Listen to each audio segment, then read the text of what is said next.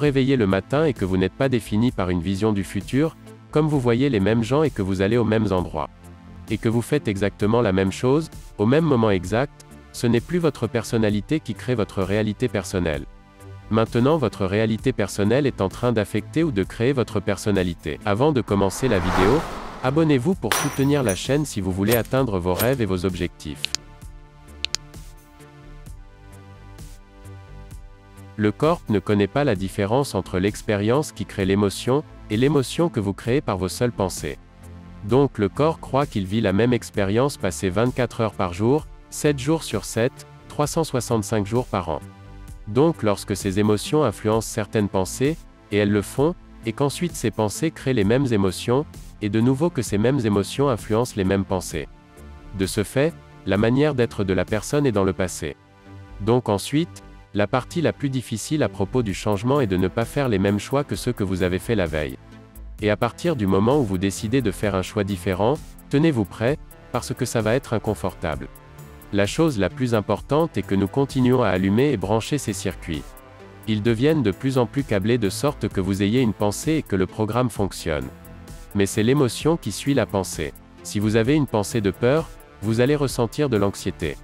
Au moment où vous ressentez de l'anxiété, votre cerveau vérifie avec votre corps et dit « Oh, tu es très inquiet ». Donc, ensuite vous commencez à penser de plus en plus à des pensées anxieuses, égales à la manière dont vous vous sentez. La redondance de ce cycle conditionne le corps à devenir l'esprit. Donc maintenant, quand vient le temps du changement, la personne fait un pas dans une rivière de changement. Ils font un choix différent et soudainement, ils ne se sentent plus de la même manière. Alors le corps dit « Tu as fait ça pendant 35 ans, tu vas juste arrêter de souffrir et arrêter de te sentir coupable et arrêter de te sentir honteux. Tu ne vas pas te plaindre ou faire des reproches ou inventer des excuses ou te sentir désolé pour toi-même. » Le corps est dans l'inconnu mais il veut à tout prix retourner en territoire familier. Alors le corps commence à influencer l'esprit et il dit « Commence demain ». De plus, quand vous essayez de changer, des gens vous diront « Tu es trop comme ta mère, tu ne changeras jamais, ça ne va pas marcher pour toi. » Cela ne semble pas juste. Et donc si vous répondez à cette pensée comme si c'était vrai, cette même pensée va mener au même choix. J'aimerais parler de cette notion. Donnez-moi un peu plus de détails. Que voulez-vous dire par là? Le corps devient l'esprit conscient ou l'esprit inconscient? Que voulez-vous dire par là exactement? Ce sont deux choses différentes. Votre corps est votre esprit inconscient.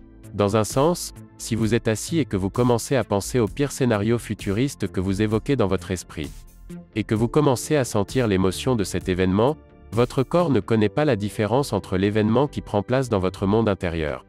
Le monde extérieur est ce qui est créé seulement par une émotion ou une pensée. Alors la plupart des gens sont constamment en train de réaffirmer leurs états émotionnels. Quand vient le temps d'abandonner cette émotion, ils peuvent dire « Je veux vraiment le faire, mais vraiment ». Le corps est plus fort que l'esprit parce qu'il a été conditionné de cette manière.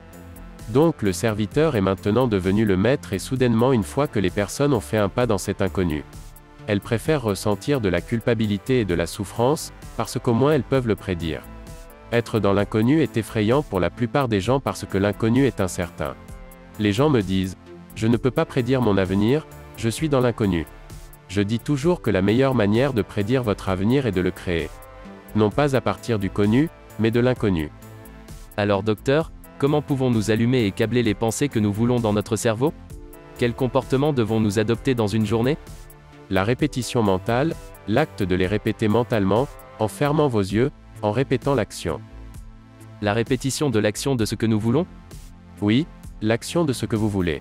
En fermant les yeux et en répétant mentalement des actions, encore une fois souvenez-vous que si vous êtes vraiment présent, le cerveau ne connaît pas la différence entre ce que vous imaginez et ce que vous expérimentez dans le monde 3D.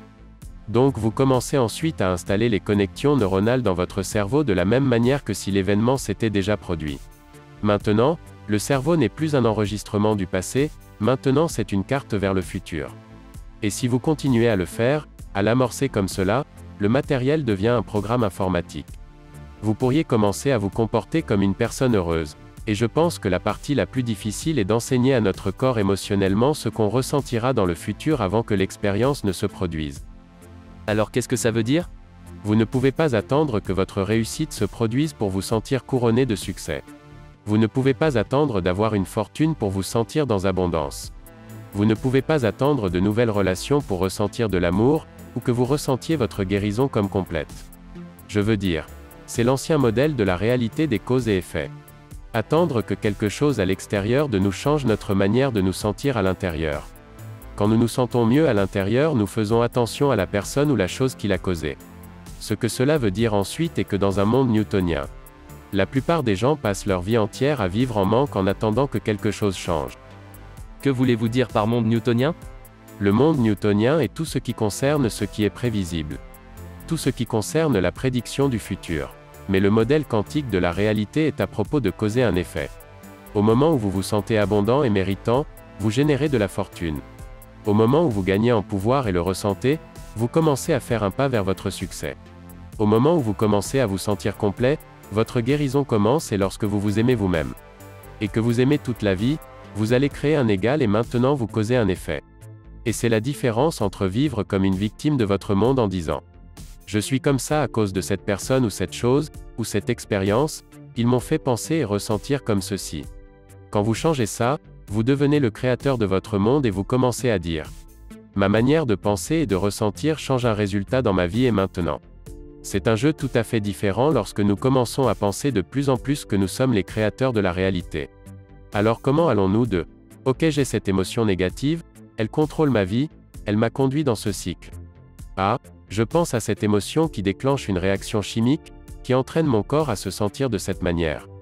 Qui facilite et rend plus probable le fait que je le ferai encore, et que donc maintenant je suis dans ce cercle vicieux. » Et c'est inconscient. Exact. Est-ce que votre pensée crée votre environnement ou est-ce que votre environnement crée votre pensée? Ce qui à mon avis est très intéressant. Aussi, comment allons-nous partir de cela mécaniquement, pour commencer ce processus de visualisation de quelque chose qui n'est pas encore là physiquement?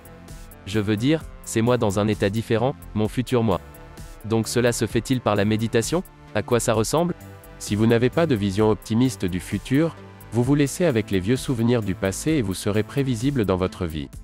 Donc si vous vous réveillez le matin et que vous n'êtes pas défini par une vision du futur, comme vous voyez les mêmes gens et que vous allez aux mêmes endroits, et que vous faites exactement la même chose, au même moment exact, ce n'est plus votre personnalité qui crée votre réalité personnelle.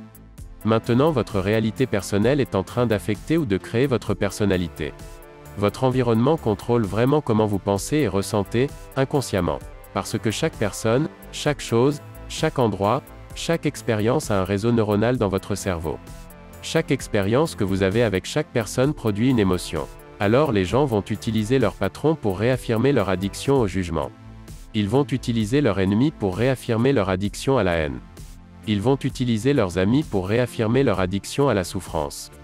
Donc maintenant, ils ont besoin du monde extérieur pour ressentir quelque chose. Donc pour changer, alors, vous devez être meilleur que votre environnement, être meilleur que les conditions dans votre monde, malgré que l'environnement soit si séduisant. Donc alors, pourquoi la méditation est-elle l'outil? Eh bien, asseyons, fermons nos yeux, déconnectons-nous de notre environnement extérieur. Si vous voyez moins de choses, il y a moins de stimulations qui vont jusqu'à votre cerveau. Si vous écoutez de la musique douce ou si vous avez des bouchons d'oreilles, moins d'informations sensorielles arrivent à votre cerveau. Donc vous vous déconnectez de votre environnement. Si vous pouvez faire asseoir votre esprit et lui dire de rester comme un animal, reste là. Je vais te nourrir, quand on aura fini tu pourras te lever et vérifier tes emails, tu pourras écrire tous tes messages, mais maintenant, tu vas t'asseoir ici et m'obéir.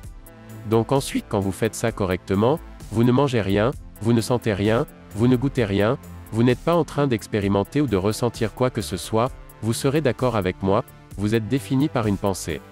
Alors quand le corps veut retourner dans son passé émotionnel, vous devenez conscient que votre attention est portée sur cette émotion, et là où vous placez votre attention est l'endroit où vous placez votre énergie, vous siphonnez votre énergie en dehors du moment présent au profit du passé. Vous devenez conscient de ça, et vous stabilisez votre esprit de retour dans le moment présent. Parce que sinon il dit, eh bien, il est 8 heures, normalement tu t'énerves parce que habituellement, tu ne te sens pas bien à cette heure-là. Et de ce fait, tu te retrouves ressentir des émotions négatives déjà passées. De même, ton esprit dit, oh il est 11 heures, et habituellement tu vérifies tes emails et tu juges tout le monde. Eh bien, votre corps cherche cet état chimique prévisible.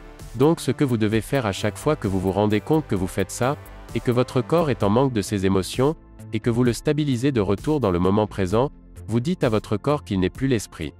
Que l'esprit c'est vous, et maintenant votre volonté est devenue plus forte que le programme. Et si vous continuez à faire ça encore et encore, c'est la même chose qu'entraîner un étalon ou un chien, il va juste dire « je vais m'asseoir ». Au moment où cela arrive, au moment où le corps n'est plus l'esprit, quand finalement il capitule, il y a une libération d'énergie. Nous allons d'une particule à une onde, de la matière à l'énergie. Et on se libère nous-mêmes de nos chaînes, de ces émotions qui nous gardent dans le passé familier, dans la pauvreté.